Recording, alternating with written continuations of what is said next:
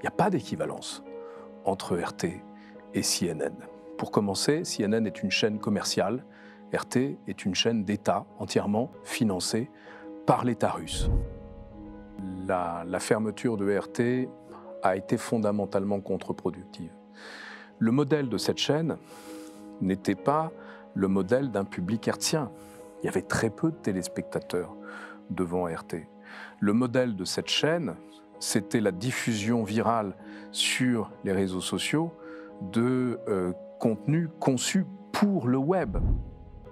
Toute atteinte à notre régime de liberté ne fait qu'amplifier la défiance de nos citoyens à l'égard des institutions et ne fait que conforter les régimes autoritaires dans l'idée d'une équivalence entre ce que nous faisons et ce que eux font à l'encontre de leur population. Le Kremlin et probablement l'Azerbaïdjan se sont emparés de l'indépendantisme kanak pour en faire un sujet de chaos et de fracture au sein de notre société en organisant des manifestations avec des banderoles en cyrillique, des odes à la gloire de Vladimir Poutine, des drapeaux russes, des drapeaux azerbaïdjanais en Nouvelle-Calédonie, et ils le font également dans d'autres territoires d'outre-mer. Le rythme de la régulation, que ce soit la régulation européenne ou la régulation de l'Arcom, n'est pas le rythme des opérations de manipulation numérique sur Internet. Napoléon est un des précurseurs de la propagande de masse parce qu'il veillait à ce que ses conquêtes militaires s'accompagnent dans l'esprit public en France de relais puissants à travers des journaux qu'il a créés pour propager sa légende en même temps qu'elle se construisait. Ce à quoi on fait face, c'est, à mon sens, à une pandémie informationnelle.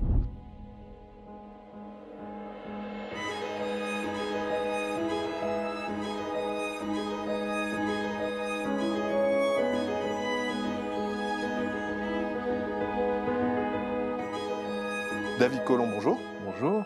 On est ravis de vous recevoir pour cette interview Le Cercle, un entretien, une émission de la chaîne Risquintel Média. David Collomb, je vous présente rapidement. Vous êtes professeur agrégé d'histoire à Sciences Po, auteur de nombreux ouvrages sur l'histoire de la communication, des médias et de la propagande. Et votre dernier ouvrage se nomme « La guerre de l'information, les États à la conquête de nos esprits ». Ouvrage très intéressant dont on discutera.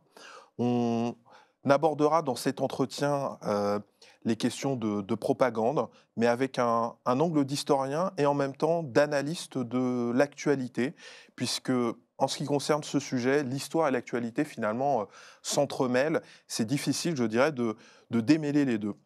Et donc je vais commencer par revenir un peu sur le début de votre livre, qui par ailleurs, je le note, est assez éclectique, dans le sens où il aborde vraiment tous les exemples de propagande étatique, que ce soit par des régimes autoritaires ou des régimes démocratiques, les modalités selon lesquelles elles s'opèrent.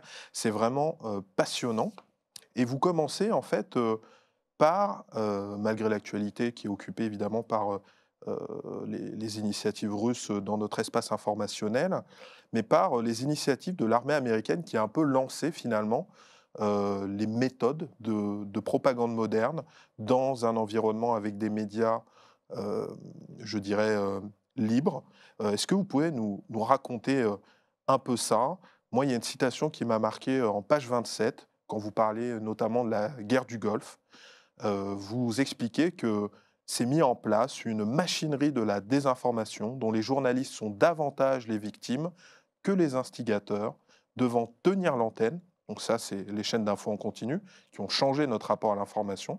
Ils se retrouvent tributaires, les journalistes, des images fournies par l'armée ou par CNN et de leurs commentateurs en plateau.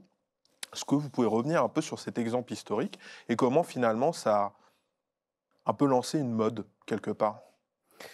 Dans cet exemple, j'évoque le syndrome de l'envoyé spécial, c'est-à-dire ces journalistes déployés sur le terrain qui ne voient rien de ce qui se passe parce qu'ils sont tenus loin du front et sont par conséquent dépendants des informations qui leur sont fournies par les services d'information des armées.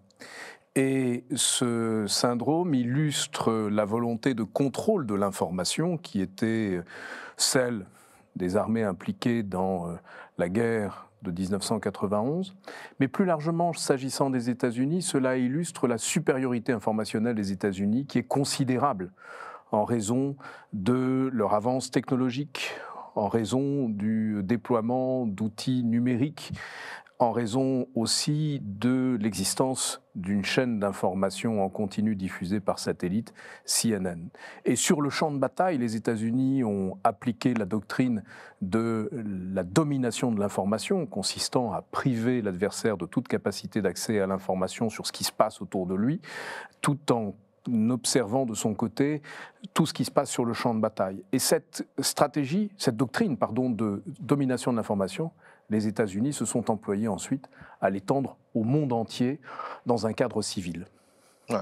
Très intéressant, vous expliquez même, vous donnez l'exemple même de l'utilisation de ces chaînes d'information pour tromper l'ennemi sur des positions de l'armée koweïtienne. Donc c'est très intéressant puisque finalement à l'époque, je comprends que les belligérants n'avaient peut-être pas le recul suffisant par rapport à cette nouvelle forme d'information qui sont les chaînes d'information continue, ce qui a permis de duper l'ennemi sur des positions de l'armée américaine. Donc c'est très intéressant et vous rentrez un peu aussi dans le détail de comment c'est organisé. En fait, c'est très, très précis. Vous avez des responsables dans l'armée qui sont chargés de l'influence, vous avez des techniciens qui sont chargés de produire des sources. Enfin, c'est passionnant, quoi. C'est l'application à l'ère numérique de principes très anciens, ceux de l'intox, ceux de la maskirovka, de la dissimulation, du camouflage. Et en l'occurrence, ce qui change, c'est qu'à l'ère numérique, les moyens technologiques déployés par les médias sont instrumentalisés par les belligérants. Du reste, il n'y a pas que les États-Unis qui ont eu recours à cette manipulation de l'information. Saddam Hussein aussi a bien volontiers instrumentalisé CNN, dont les correspondants sont restés alors à Bagdad, pour diffuser très largement sa propagande. Ouais, intéressant. Et au fond, ça me rappelle un peu, vous qui êtes historien, les cahiers ou carnets de la grande armée napoléonienne, qui était une forme de propagande de guerre, finalement. Napoléon est un des précurseurs de la propagande de masse parce qu'il veillait à ce que ses conquêtes militaires s'accompagnent dans l'esprit public en France de relais puissants à travers des journaux qu'il a créés pour propager sa légende en même temps qu'elle se construisait. Ouais.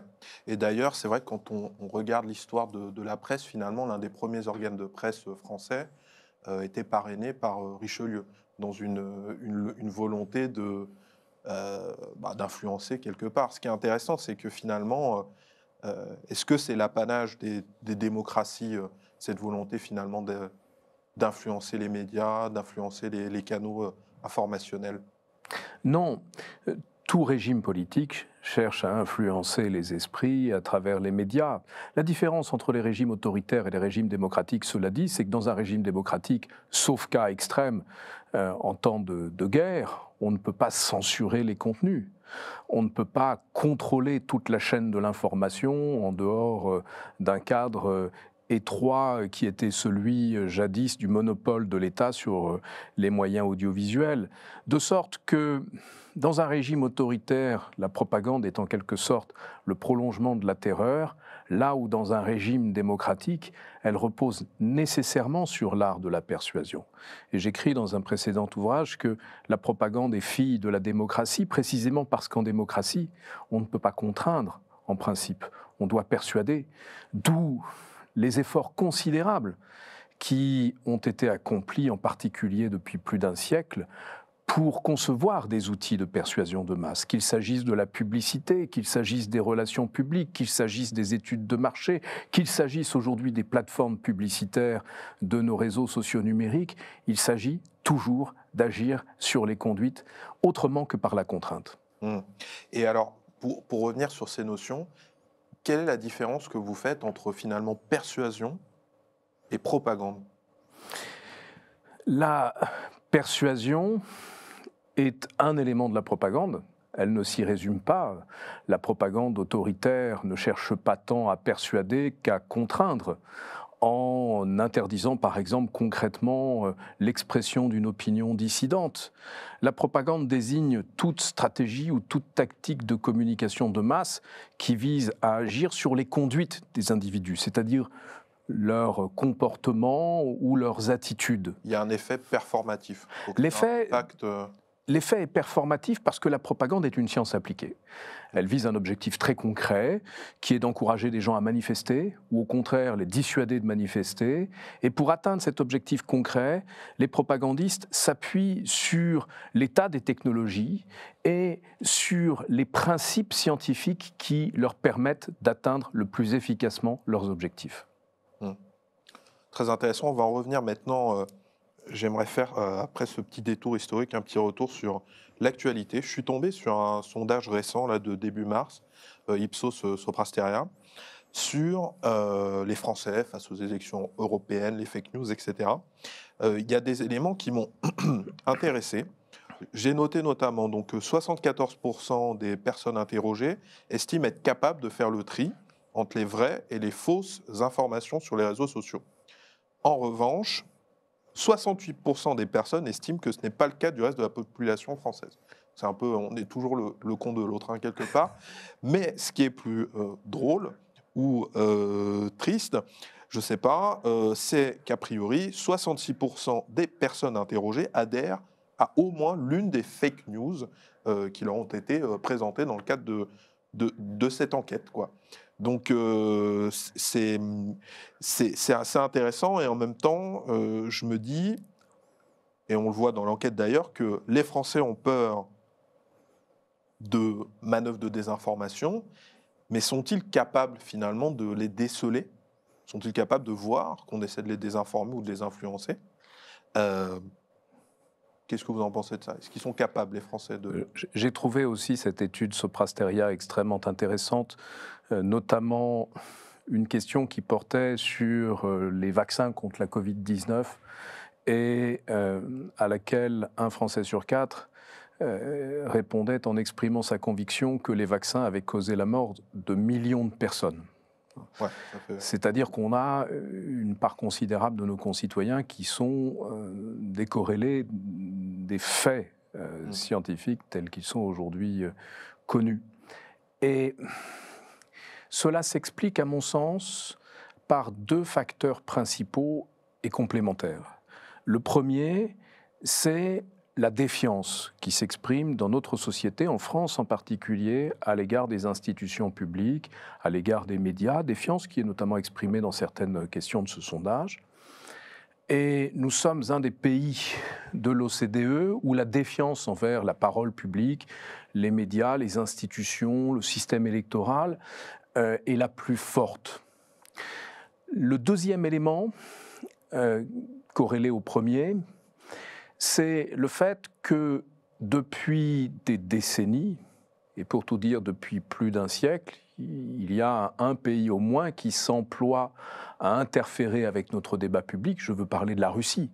D'abord la Russie tsariste, dès la fin du XIXe siècle, la Russie soviétique, puis aujourd'hui la Russie post-soviétique, qui, sur la longue durée, à l'initiative de ses dirigeants successifs, a encouragé les divisions au sein de notre société pour diverses raisons en fonction du contexte.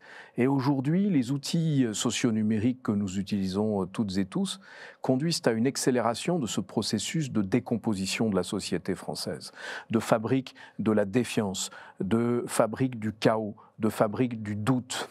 Et je ne crois pas pour autant que tout cela résulte d'un effondrement de nos capacités cognitives. Je ne fais pas partie de ceux qui considèrent que nos concitoyens soient moins capables que par le passé de distinguer le vrai du faux. Bonjour les amis, avant de continuer cet entretien, ce petit message pour vous inviter à liker, commenter, vous abonner évidemment à notre chaîne en cliquant sur la petite cloche afin de nous envoyer de la force et de nous soutenir dans nos projets. Allez, merci beaucoup, c'est reparti pour cet entretien. Je crois qu'il y a fondamentalement une instrumentalisation de nos environnements informationnels par des acteurs qui cherchent à fragiliser notre confiance dans l'information à laquelle nous accédons pour servir leurs fins. Il peut s'agir d'acteurs étatiques, comme celui que je viens de nommer.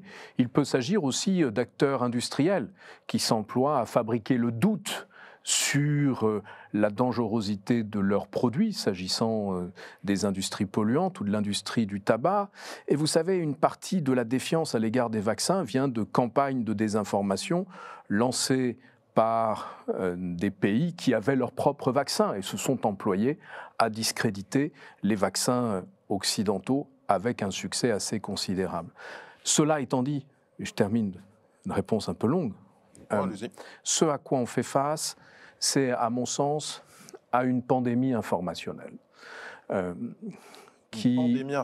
Pandémie informationnelle, c'est-à-dire que c'est un virus de la désinformation et de la mésinformation qui se propage à une vitesse considérable à l'ère numérique, qui touche en des temps extrêmement réduits un nombre extraordinaire de gens, qui produit des effets sur non seulement notre adhésion à des croyances, mais éventuellement sur nos attitudes et plus encore sur nos comportements, de sorte que c'est à l'échelle de la société qu'il faut traiter le problème avant de considérer la responsabilité de chaque individu.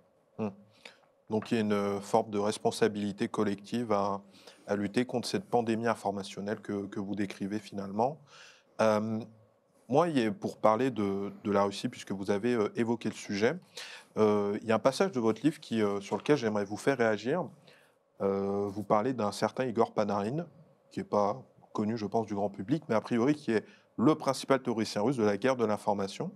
Donc vous indiquez que cet ancien officier du KGB a consacré une douzaine d'essais à la guerre de l'information, et il considère qu'une guerre mondiale oppose en la matière le monde atlantique, dirigé par les États-Unis, et le monde eurasien, dirigé par la Russie.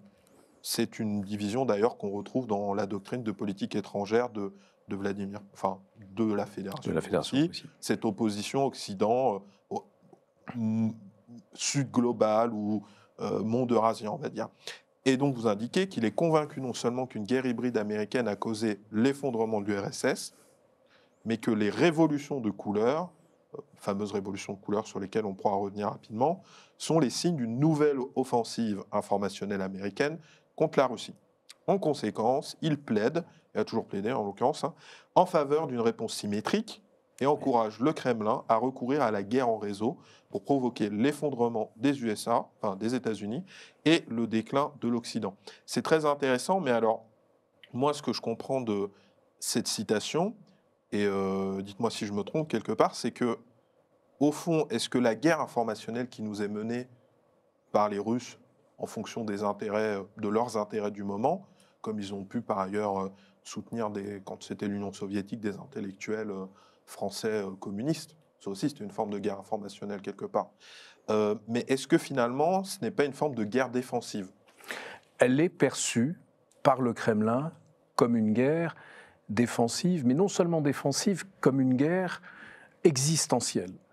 Il faut bien comprendre que pour ces régimes autoritaires, non seulement le Kremlin, mais le régime communiste chinois, le régime des mollahs en Iran ou le régime nord-coréen, la domination occidentale sur l'information mondiale représente une menace quotidienne. Ils redoutent la diffusion auprès de leur population du virus de la démocratie, du virus des libertés, du virus des droits de l'homme.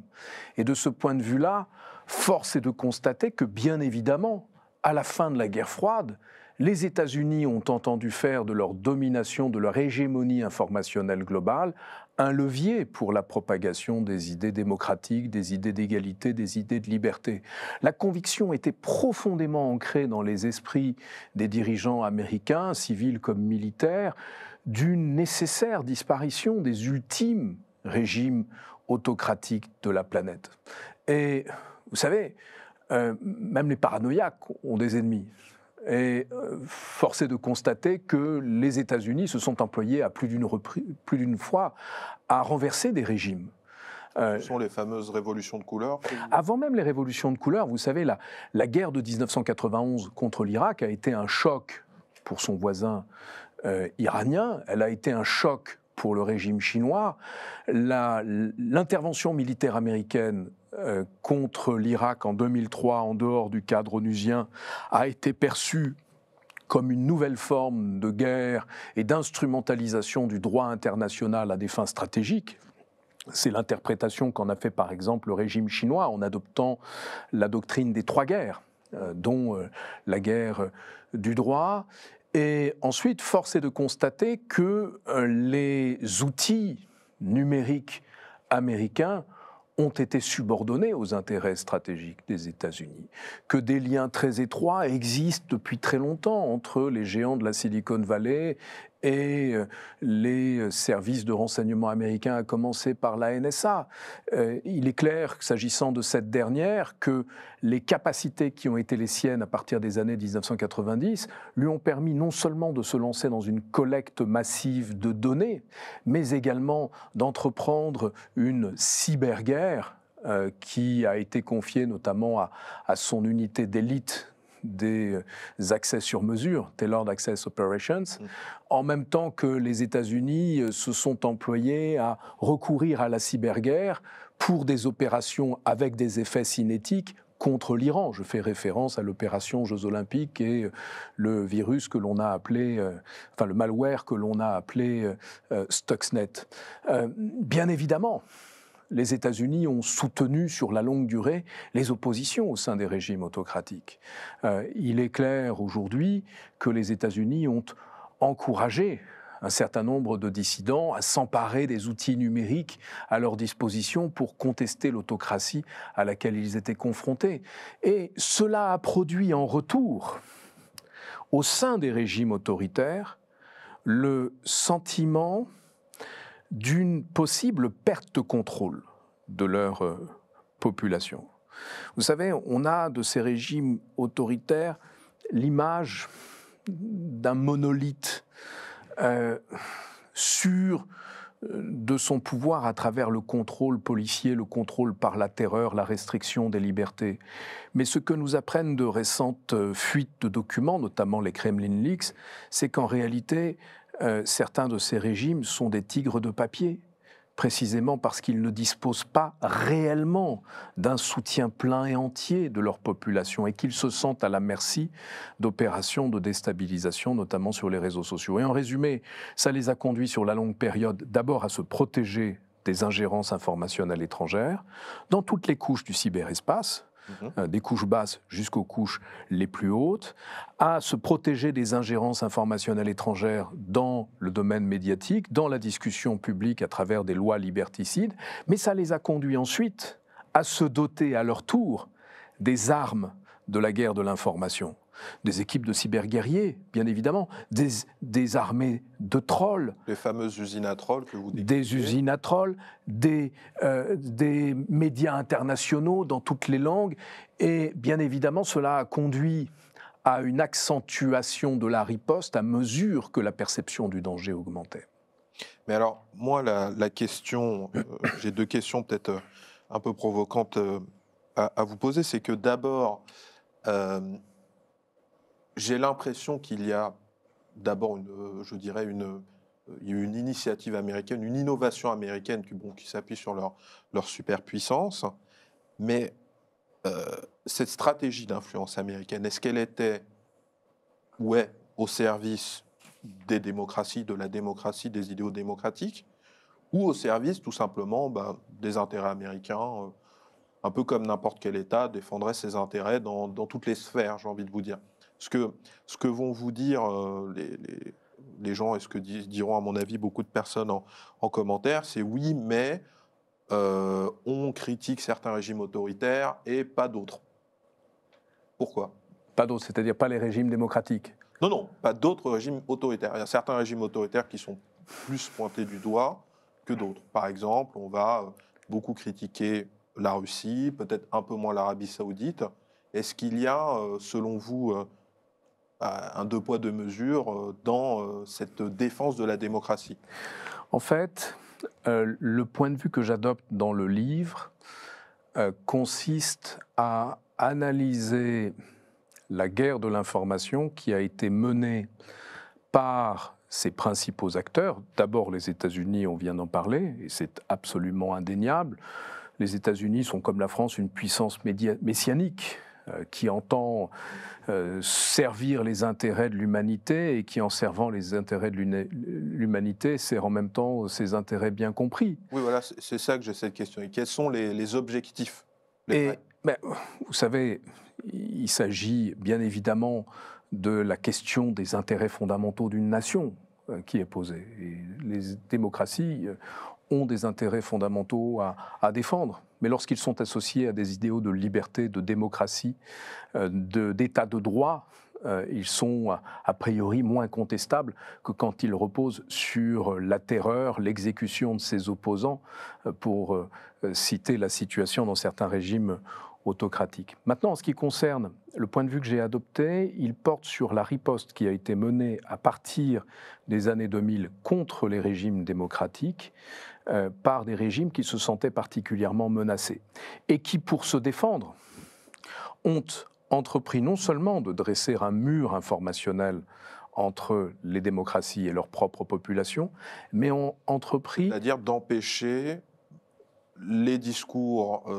contradictoires d'envahir leur espace informationnel. Ça commence dès les années 1990. Je parle devant des spécialistes du cyber. Donc, vous limitez au strict minimum les IXP, les Exchange Points, sur Internet, donc vous contrôlez ce qui entre et ce qui sort, vous établissez des boucliers numériques, entre guillemets, vous restreignez les libertés dans le champ numérique, vous contrôlez les entreprises sur votre territoire, vous les assujettissez aux intérêts stratégiques. Pardon ? J'ai noté cet exemple intéressant qu'en Russie, les blogueurs, ce qu'on appelle en Occident les influenceurs, sont obligés de se déclarer. Ils sont obligés de se déclarer au-delà d'un certain seuil et ils sont responsables non seulement de ce qu'ils publient, mais de ce que publient les gens en commentaire. Voilà. Donc c'est comme si vous étiez tenu responsable des commentaires voilà. à cette vidéo, ce qui bien évidemment est un outil de contrôle pour le régime. Et cette loi russe a été dupliquée en Chine. Mais permettez-moi de terminer sur l'angle qui est celui du livre, puisque à partir des années 2007-2008, il y a très nettement de la part du régime russe une volonté manifeste de contester l'hégémonie occidentale en fragilisant les démocraties occidentales de l'intérieur et d'accélérer leur décomposition, ce qui a été rendu possible par les outils mêmes qui ont été conçus par les régimes démocratiques. Nous avons inventé les relations publiques.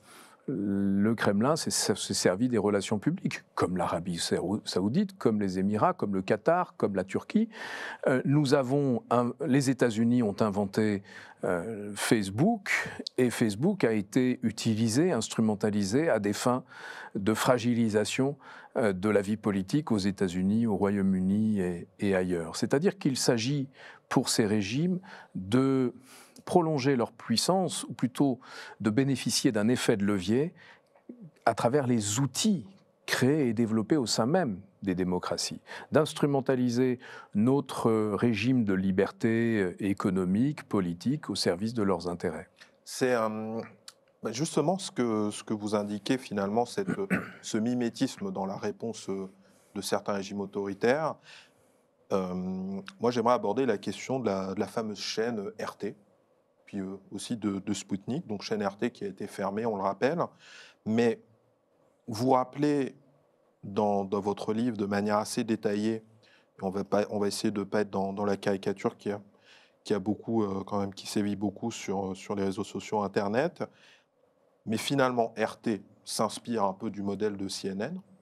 Ce que j'ai noté, c'est que la Russie donnait un tiers de son budget en termes de médias aux médias internationaux, ce qui est intéressant parce qu'a priori la France c'est 7%, donc ça veut dire qu'il y a quand même une volonté de rayonnement ou d'influence via cette chaîne notamment.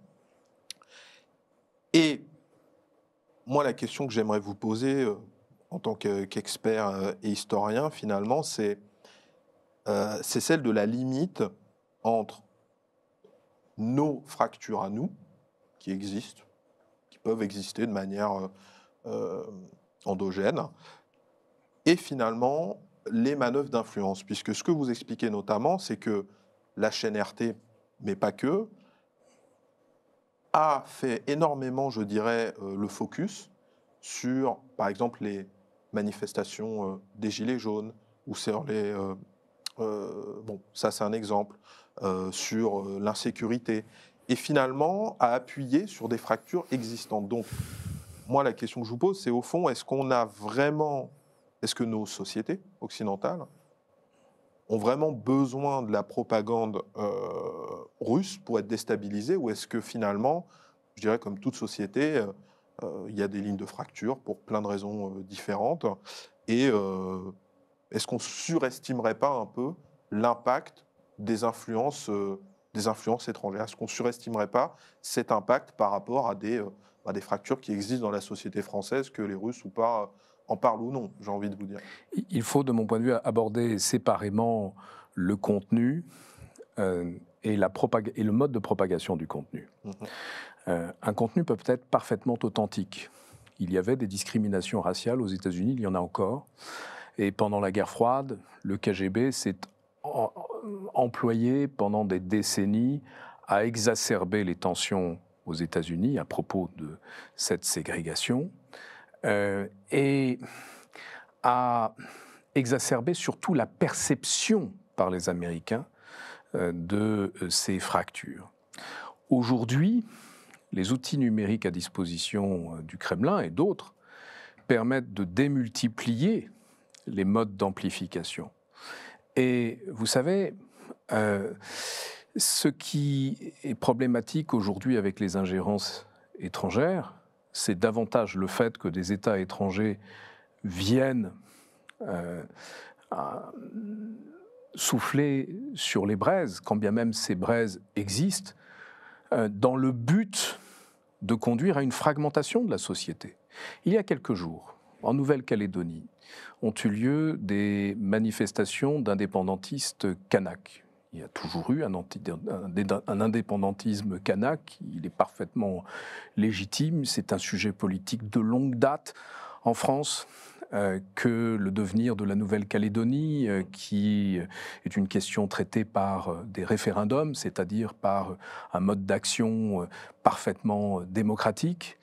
Et le Kremlin, et probablement l'Azerbaïdjan, se sont emparés de l'indépendantisme kanak pour en faire un sujet de chaos et de fracture au sein de notre société, en organisant des manifestations avec des banderoles en cyrillique, des odes à la gloire de Vladimir Poutine, des drapeaux russes, des drapeaux azerbaïdjanais en Nouvelle-Calédonie, et ils le font également dans d'autres territoires d'outre-mer. C'est là la limite fondamentale. Ce moment où les fractures qui existent dans notre société, comme elles existent dans toute société démocratique, sont exploitées à des fins de destruction. Mais maintenant, je me permets de revenir aux prémices de votre question. Quand vous posez une équivalence entre RT et CNN, il n'y a pas d'équivalence entre RT et CNN. Pour commencer, CNN est une chaîne commerciale, RT est une chaîne d'État entièrement financée par l'État russe. Ensuite, depuis les années 1970, il n'y a plus, à ma connaissance, d'officiers du renseignement américain sous couverture journalistique. C'était un scandale qui a été révélé dans les années 1970 et qui a conduit la CIA à ne plus recourir à ce stratagème qui est fondamentalement dangereux pour les démocraties, parce que si vous mélangez le renseignement avec la presse, vous risquez de menacer la liberté de la presse, qui est un principe fondamental dans une démocratie.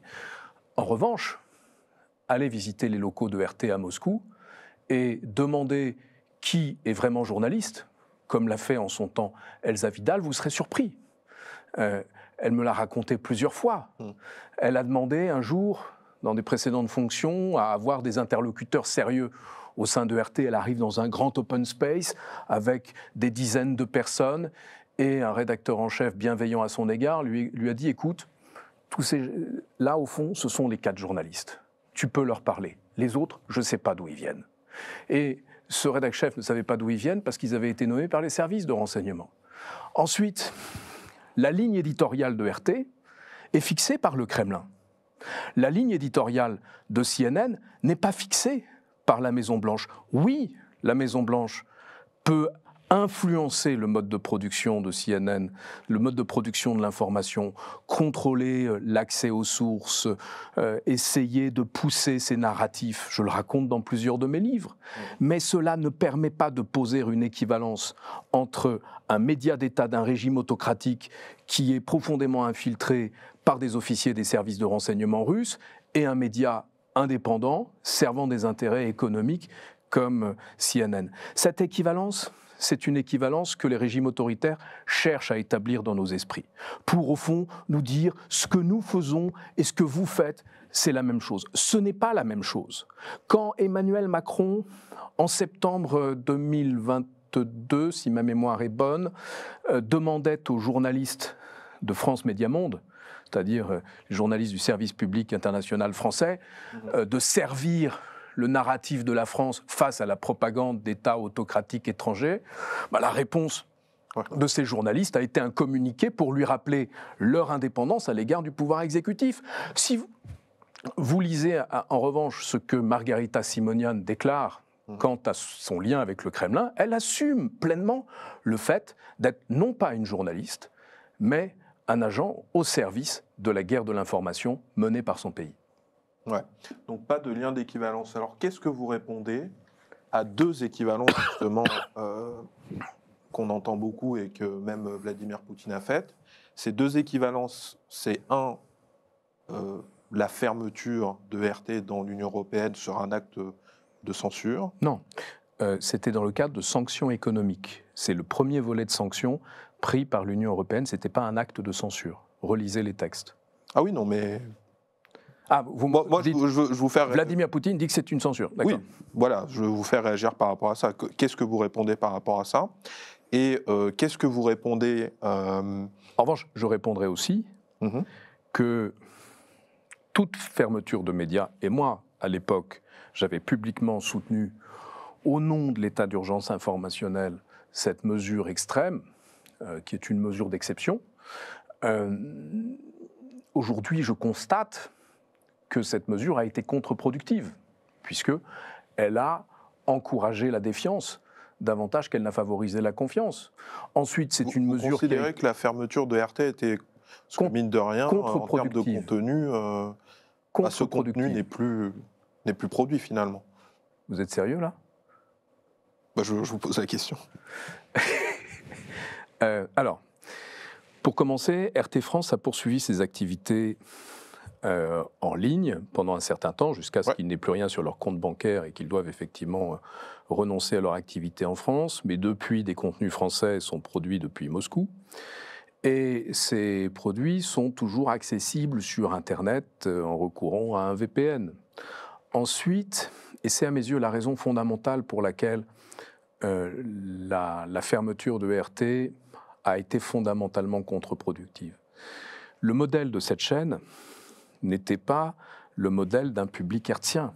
Il y avait très peu de téléspectateurs devant RT.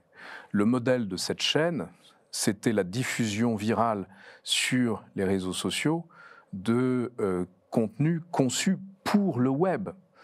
D'autant plus volontiers conçus spécifiquement pour le web que les règles de régulation sur le web ne sont pas les mêmes que celles des chaînes hertziennes. De sorte que, in fine... Il n'y a pas l'ARCOM. Il n'y avait pas. C'était le CSA. Maintenant, il y a l'ARCOM qui a compétence dans l'espace numérique. Et je crois que c'est une bonne chose que de considérer désormais qu'il n'y a qu'un seul espace informationnel qui mêle le numérique et les médias traditionnels. Bien sûr. Mais force est de constater avec le recul que cette mesure était parfaitement contre-productive. Qu'est-ce qu'on aurait dû faire alors? On a fait beaucoup déjà. La France a pris l'initiative de la loi contre les manipulations de l'information qui a été adoptée en 2018 dans un contexte électoral.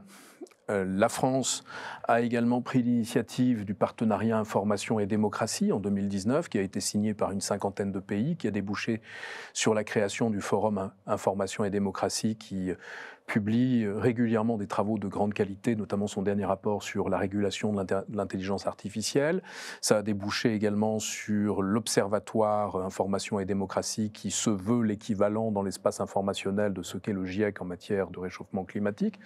La France, après la mort de Samuel Paty et les interférences, notamment turques, qui ont suivi immédiatement la mort de mon collègue, a créé Viginum, qui est un service de l'État dédié à la détection, la caractérisation et la dénonciation des menaces numériques reposant sur l'amplification artificielle de contenus portant atteinte aux intérêts fondamentaux de la nation. Viginum n'est pas un service de renseignement, il ne travaille qu'en source ouverte et ils le font en s'attachant non pas à s'ériger en ministère de la vérité, mais en caractérisant les modes de propagation inauthentique de contenu, ce qui fait aujourd'hui la preuve de son efficacité lorsqu'il s'agit, pour Viginum, pour la diplomatie française, de dénoncer un certain nombre de manipulations de l'information qui émanent du Kremlin ou de l'Azerbaïdjan ou d'autres acteurs.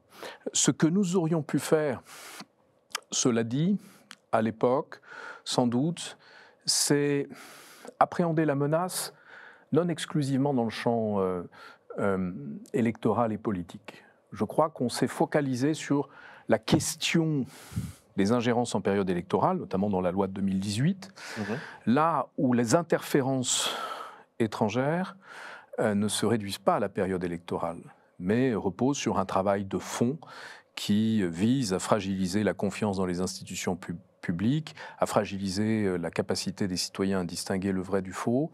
Et nous aurions pu adopter à l'époque une stratégie nationale de lutte contre les manipulations de l'information. Nous le pouvons encore. Nous aurions pu, à l'époque, adopter un certain nombre de lois de transparence, à l'image de ce qui existe aux États-Unis, de ce qui existe depuis plus récemment en Australie ou au Royaume-Uni. Loi de transparence sur l'action d'agents d'influence qui travaillent pour le compte d'agents étrangers. Loi de transparence sur l'action de lobby et de think tank, loi de transparence sur le financement des médias, loi de transparence sur le financement des établissements universitaires par des puissances étrangères. Nous avons, je crois, rattrapé une partie de notre retard. Dans le champ cyber, on a rattrapé un retard considérable avec le commandement de la cyberdéfense et la doctrine de lutte informatique défensive, offensive et d'influence. Maintenant, il nous reste un petit chemin à accomplir pour être tout à fait en mesure d'appréhender les menaces informationnelles étrangères. L'un de ces pas à accomplir consisterait, je crois, à développer le volet résilience, c'est-à-dire d'encourager, au fond, l'immunisation de la société française face à ces ingérences quotidiennes émanant notamment de l'étranger. Vous avez parlé d'agents d'influence étrangère. Qu'est-ce que c'est, un agent d'influence étranger ?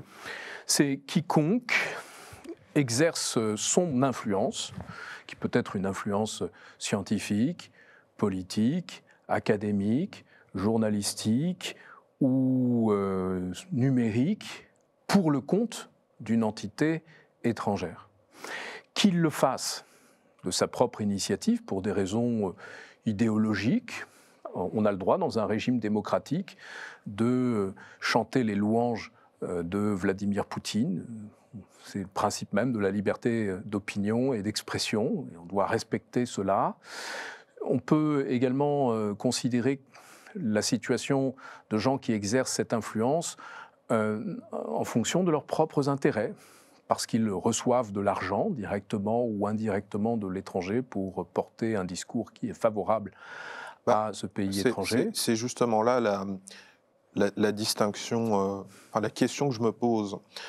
Je vais vous prendre un exemple. Admettons, une personne A va tenir un discours qui correspond au narratif russe sur la Crimée ou au narratif chinois sur Taïwan. la fameuse Chine unie et unique. Et imaginons une personne B qui est payée, par exemple, financée de manière directe ou indirecte, pour tenir ce discours. Est-ce que vous mettez les deux? Alors, la première personne a des convictions qui, j'imagine, lui sont propres, peu importe. La deuxième est missionnée. Est-ce que pour vous, il y a une équivalence entre ces deux personnes? Est-ce que pour vous, les deux sont... Alors, elles produiront le même discours, j'ai envie de vous dire, mais est-ce que les deux sont des agents d'influence? Ce sont tous les deux des agents d'influence et ils ont tous les deux le droit de l'être. C'est leur droit le plus strict que d'exprimer leur opinion, fût-ce par intérêt. En revanche, il faut considérer en même temps le droit de la société dans son ensemble. C'est notre droit, à nous, qui entendons ces influenceurs, de pouvoir opérer une différence entre le poutiniste convaincu et celui qui est stipendié, rémunéré par le Kremlin. Non pour l'empêcher d'exercer ceci, non pour restreindre sa liberté d'expression, mais pour que nous ne portions pas nécessairement le même regard sur le discours qui est porté. Vous savez, lorsqu'il m'arrive de regarder la télévision, ce qui est excessivement rare, et que je tombe sur des plateaux télévisés avec des experts s'exprimant au nom de think tank, mon petit jeu personnel consiste à associer l'expert à un pays qui exerce une influence sur le think tank, notamment à travers des financements. Et je peux le faire parce qu'il y a des choses que je sais, mais que le grand public ne sait pas nécessairement. Et moi, il me semble que nous devrions avoir connaissance de cela. Nous devrions savoir si quelqu'un qui s'exprime pour le travail. Pardon ? Est-ce que les médias font ce travail? Parce que moi aussi, je m'amuse à faire ça, pour l'anecdote, et c'est intéressant. Mais c'est vrai que quand on invite un expert à la télé, il y a marqué expert en tel sujet, mais on ne sait pas s'il a fait partie de tel ou tel think tank. Vous savez, je crois qu'il est question aujourd'hui d'adopter une loi contre les ingérences étrangères qui adapte le modèle américain, qui est le modèle du Foreign Agents Registration Act de 1938, dont je veux rappeler brièvement l'histoire. On est dans les années 30, Hitler arrive au pouvoir, et dès 1933, Hitler lance une campagne d'influence aux États-Unis pour que les Américains aient une meilleure image du nazisme. Pour ce faire, il recrute et fait recruter par Goebbels, par des entreprises privées allemandes contrôlées par les nazis, des publicitaires américains, des spécialistes de relations publiques. Et la révélation de cette campagne d'influence fait scandale et aboutit à l'adoption de cette loi. Loi qui n'est pas une loi liberticide, à la différence des lois sur les agents étrangers qui existent dans des régimes autoritaires, à commencer par le régime de Vladimir Poutine, mais qui est une loi de transparence. Quiconque mène une action d'influence pour le compte d'un mandant étranger doit déclarer son activité, sous peine de sanctions pénales. C'est là que réside la contrainte. La contrainte porte sur la déclaration de son lien d'intérêt avec un pays étranger. Il ne s'agit pas d'interdire l'expression de l'opinion de ces agents d'influence, mais de clarifier les débats publics. Aujourd'hui, en France, nous n'avons pas d'équivalent ? Nous n'avons pas d'équivalent à ce jour en France. Une proposition de loi en ce sens a été adoptée en première lecture à l'Assemblée nationale. Suit le rythme parlementaire et donc sera peut-être adopté dans les prochains mois. Ce serait un pas considérable en avant, puisque c'est une des préconisations majeures de l'OCDE dans son rapport des faits, pas des faux, qui a été présenté en mars dernier et signé par 38 pays. C'est une préoccupation aussi présente dans un rapport qui va prochainement être présenté par l'OCDE sur la question de la transparence. Nous avons besoin de davantage de transparence. Vous savez, trop souvent, nous avons fait face aux manipulations de l'information en adoptant des mesures liberticides. On parlait de RT tout à l'heure. En restreignant la liberté d'expression, la liberté d'opinion, la liberté d'informer, la liberté de manifester. Toute atteinte à notre régime de liberté ne fait qu'amplifier la défiance de nos citoyens à l'égard des institutions et ne fait que conforter les régimes autoritaires dans l'idée d'une équivalence entre ce que nous faisons et ce que eux font à l'encontre de leur population. Oui, c'est ça, c'est un axe qu'on entend souvent.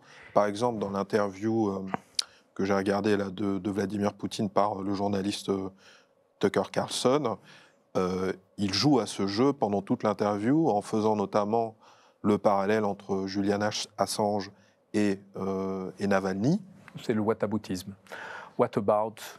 Mais ça se retourne un peu contre lui, je trouve, parce que s'il considère, c'est son discours, après je laisse chacun juge, que Julian Assange serait victime de mesures autoritaires ou autres, quelque part il valide le narratif occidental sur ce que lui a fait subir à Navalny. Donc c'est un peu... La question serait plus facile à traiter par notre société si nous n'avions pas eu recours par le passé à des mesures liberticides pour faire face à de telles situations. La situation serait plus simple aujourd'hui si nous avions plutôt encouragé des mesures de transparence. Parce que là où je voulais en venir, c'est que face aux manipulations de l'information, le meilleur outil à notre disposition, nous, régime démocratique, c'est la transparence. C'est d'abord de mettre en lumière, parce que je vais vous surprendre, mais il y a des États étrangers, autoritaires, qui n'aiment pas que l'on mette en lumière leurs activités. Je ne citerai pas, mais tout le monde aura un pays en tête. D'autres sont indifférents à la lumière, mais sont moins indifférents au name and shame. Vous savez, lorsque, par exemple, Viginum a présenté son rapport sur l'opération Portal Combat, en dénonçant cette opération de syndication de contenu qui partait du prélèvement de contenu, notamment sur des chaînes Telegram. Eh bien, ça a suffi à faire disparaître ces chaînes Telegram. C'est-à-dire que la mise en lumière, la dénonciation, le name and shame produisent des effets. Et je dirais même, de façon provocante, à mon tour d'être provocateur, que ça produit bien souvent davantage d'effets que la régulation. Le rythme de la régulation, que ce soit la régulation européenne ou la régulation de l'Arcom, n'est pas le rythme des opérations de manipulation numérique sur Internet. Et ce à quoi nous avons assisté ces derniers mois, c'est à une accélération de la réponse de la part de Viginum, ce qui a produit des effets immédiats sur les campagnes dont nous avons été victimes. Ok, non, mais c'est quelque chose qu'on retrouve, c'est un argument qu'on retrouve assez régulièrement dans votre livre, hein, c'est-à-dire que vous n'êtes pas partisan d'un changement de système et vous défendez plutôt l'idéal démocratique et pluraliste face à ces manœuvres d'influence. Maintenant, moi j'aimerais vous souligner une limite que j'observe notamment dans le monde politique, en repartant d'une citation de votre livre qui traite justement de ces ingérences étrangères, du travail au niveau de l'Union européenne contre ces ingérences. Et je vous mettre ça en miroir avec quelque chose. Donc vous citez Raphaël Glucksmann, enfin vous ne citez pas, vous évoquez Raphaël Glucksmann et vous indiquez qu'aucune menace, c'est ce que vous dites là, hein, si elle ne s'appuie pas d'abord sur la désignation claire des menaces, ne peut être prise en compte.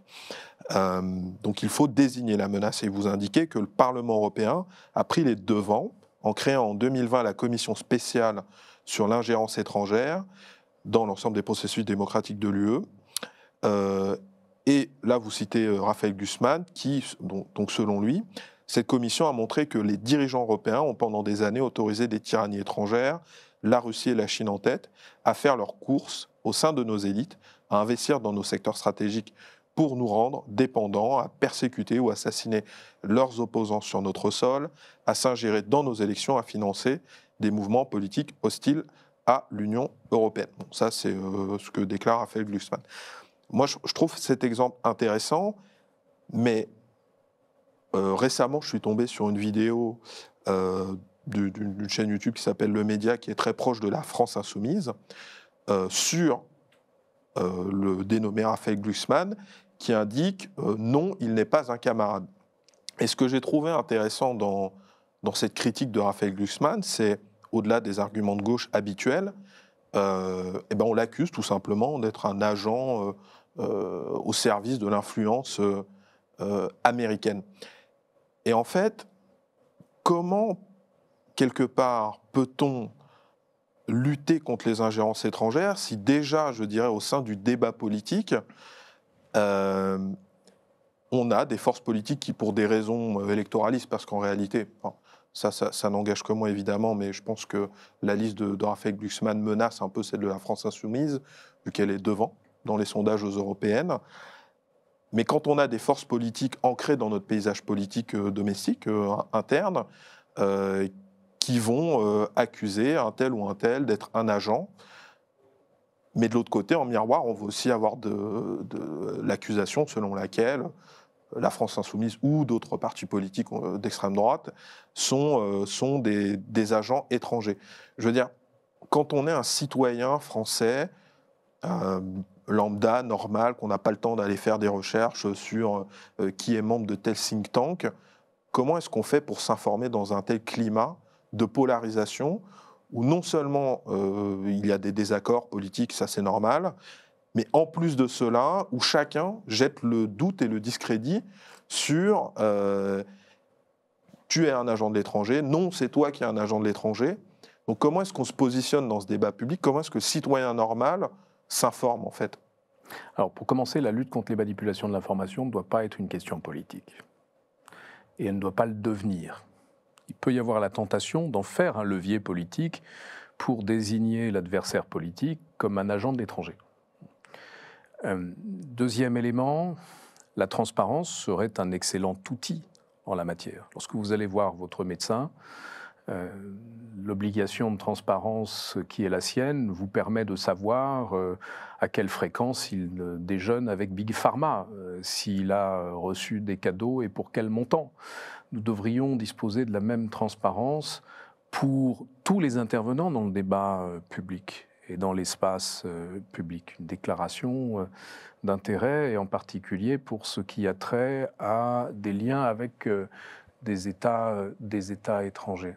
Ah oui, parce que c'est ça, je vous relance là-dessus, parce que pour faire court, c'est là le problème que j'identifie, c'est devenu une question politique, cette question des ingérences. Ça ne doit pas devenir une question politique. Précisément parce que si on en fait... Oui, même politics, oui. Et non de policies, selon le distinguo en anglais. Et on doit en faire non pas une question de politique politicienne, de politics, mais de policy, c'est-à-dire de politique publique. En matière de politique publique, je pense que... Enfin, c'est pas je pense, c'est je suis convaincu à ce stade que la meilleure attitude à adopter consiste à encourager au sein de notre population la capacité à se prémunir des techniques de manipulation les plus courantes. Dans ce que vous dites, que j'entre moi-même dans le débat politique, j'ai reconnu une technique de manipulation consistant à discréditer un adversaire politique en l'accusant d'être soumis à des influences étrangères, sans apporter le moindre élément de preuve à l'appui de cette affirmation. Et vous êtes dans un renversement complet de la logique argumentative, vous considérez que vous n'avez pas à prouver ce que vous affirmez, tandis que l'adversaire, lui, doit prouver qu'il n'est pas ce que vous affirmez qu'il est. Bon, c'est une tactique, une technique de propagande courante, technique de manipulation. Et donc, ce que nous devrions enseigner à grande échelle, c'est ces grandes techniques de manipulation. C'est ce que l'on appelle aujourd'hui le pré-bunking. Vous savez, le debunking consiste à démentir une fausse information. Le pré-bunking consiste à anticiper la fausse information en vous exposant aux grandes techniques de manipulation auxquelles cette désinformation se rapporte. Le fait de se faire passer pour quelqu'un d'autre, le fait d'amplifier artificiellement le poids de ses arguments, le fait de recourir aux émotions pour agir sur vos attitudes, vos comportements, le fait d'encourager les divisions, etc. Si on suit les recommandations d'un certain nombre de rapports, à commencer par le rapport de l'OCDE que je citais tout à l'heure, il est plus que jamais urgent d'encourager la résilience de la société face à ces manipulations de l'information pour aider nos concitoyennes et nos concitoyens à se faire un jugement plus éclairé que ceux qu'ils se feront au contact de contenus clivants.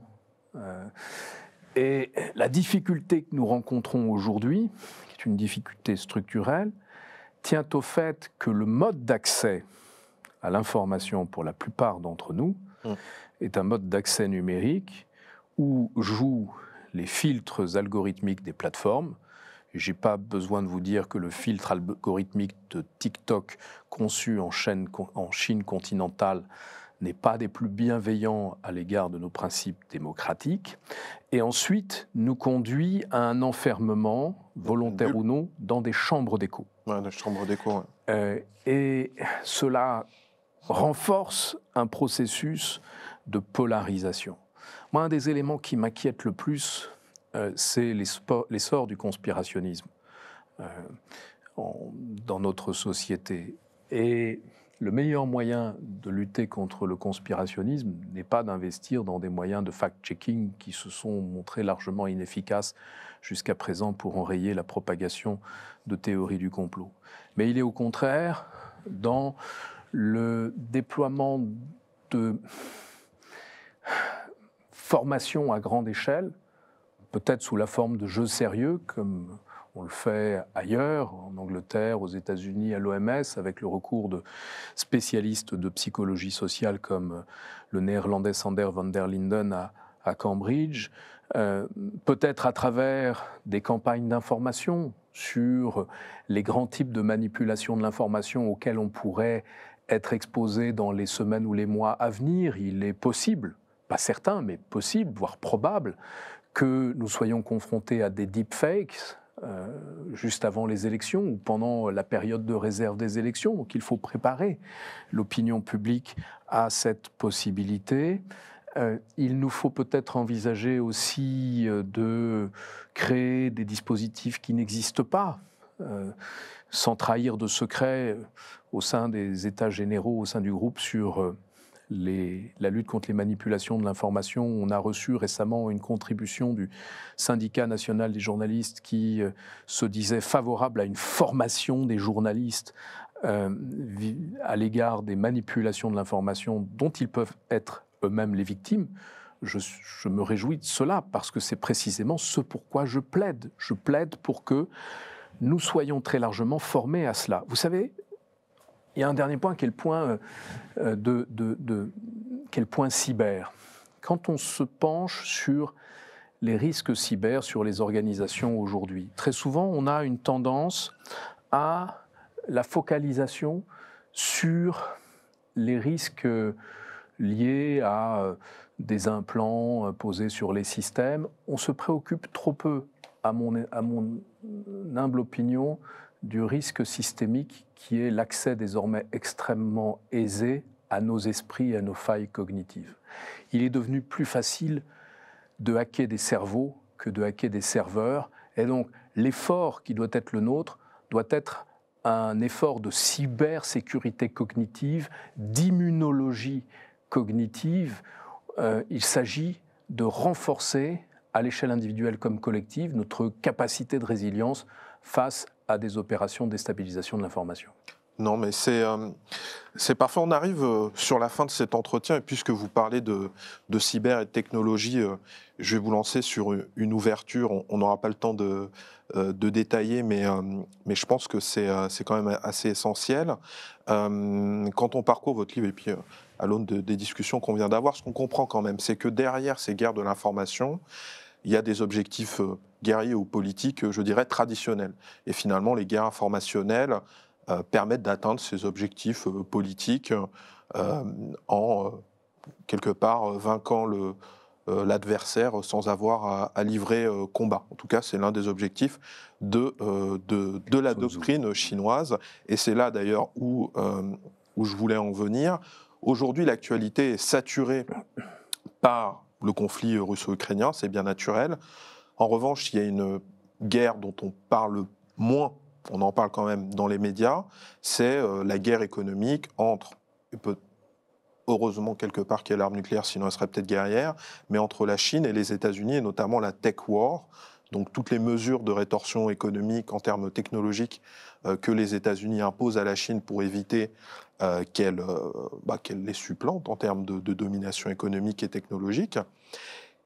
Et du coup, on peut anticiper, j'imagine très naturellement, une confrontation qui va aller en s'aggravant entre la Chine et les États-Unis, et donc une guerre informationnelle entre, je dirais, la vision chinoise du monde et la vision américaine. Quelque chose dont, en tout cas, moi, j'estime qu'on parle peu dans les médias, et justement, vous le décrivez dans votre livre, et dans les quelques instants qui nous restent, est-ce que vous pensez quelque part que c'est pas ça la prochaine guerre informationnelle? C'est peut-être de s'attendre à des attaques cognitives, des psyops ou autres, de la part des Chinois sur nos populations, sur notre opinion publique. Chose à laquelle on n'est pas très habitué, quoi. Non des Chinois. Le régime communiste chinois est impliqué dans la guerre de l'information depuis la fin de la guerre froide. Jiang Zemin, en 1993, déclarait déjà devant des cadres du renseignement chinois que les États-Unis menaient une guerre mondiale sans fumée. Cela a conduit la Chine à adopter des mesures de restriction de l'accès des esprits de ses concitoyens aux informations venant de l'étranger. Ça a conduit la Chine à se doter d'armes informationnelles. Et depuis l'avènement de Xi Jinping, depuis que Xi Jinping est au pouvoir, il y a tout juste 11 ans bientôt, les opérations chinoises ont pris de l'ampleur et sont plus ouvertement assumées. De sorte que la guerre de l'information est déjà là. La cyberguerre entre la Chine et les États-Unis a un niveau très élevé depuis 10 ans déjà. Je ne suis pas tout à fait convaincu, en revanche, du scénario que vous décrivez, dans la mesure où, une fois encore, le régime chinois espère ne pas avoir à combattre les États-Unis pour remporter une victoire décisive. Tout indique aujourd'hui que le régime chinois investit des moyens considérables dans l'élection de Donald Trump en novembre prochain, avec notamment la réplication des techniques qui furent utilisées en 2016 par le renseignement russe et l'Internet Research Agency et Cambridge Analytica, avec des moyens qui sont bien plus importants que les acteurs que je viens de citer. Le principal moyen, c'est TikTok, qui est une porte d'accès à l'esprit d'une centaine de millions d'Américains. Et un récent article du New York Times mettait clairement en évidence le fait que la Chine est en train de porter au plus haut niveau ses capacités, notamment cyber, ses capacités de renseignement, ses capacités d'ingérence, ses capacités de production de contenu par IA générative, dans la perspective des élections du mois de novembre. Et donc, le pari de la Chine, c'est l'élection de Trump, ce qui revient, du point de vue du Parti communiste chinois, à remporter la guerre de l'information sans avoir eu à la mener. Eh bien, David Colomb, merci. Merci. Merci pour cette conclusion. On est ravis de vous avoir accueilli pour cette interview du Cercle de la chaîne Risque Intel Média. On rappelle le titre de votre dernier livre, La guerre de l'information, les États à la conquête de nos esprits. C'est bien ce que vous venez de nous décrire. J'invite vraiment notre public à aller le commander. Il est particulièrement passionnant, avec un retour historique, mais aussi quelques solutions abordées en conclusion, quelques solutions, pas mal de solutions. Donc très intéressant, on est ravis de vous avoir accueilli. C'était le Cercle pour Risque Intel Média. Merci, et merci pour le fauteuil extrêmement confortable. Ça fait 1 heure que j'avais envie de faire ça, c'est fait. Voilà.